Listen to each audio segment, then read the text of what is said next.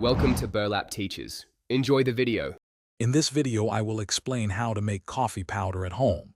First, choose fresh green coffee beans. You can find these online or at specialty stores. Next, roast your beans. You can use a pan, oven, or a dedicated roaster. Aim for an even roast from light to dark depending on your taste. Once roasted, spread them out to cool completely, which takes about 15 to 20 minutes. This step is crucial for flavor development.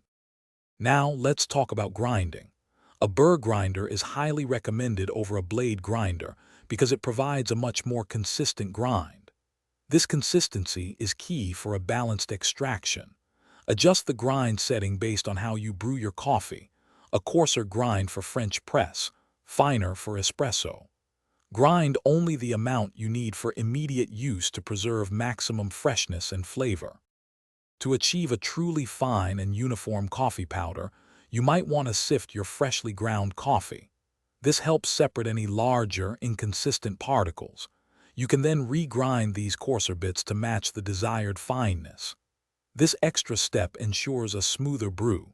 Once you have your perfect powder, store it immediately in an airtight container, away from light and moisture, to keep it fresh.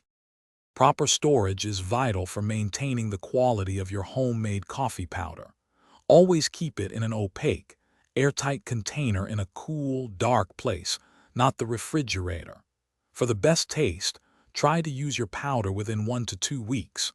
Don't be afraid to experiment with different roast levels and grind sizes to discover your favorite flavor profile. Enjoy your freshly made coffee. Thanks for watching. Consider subscribing if this video helped you.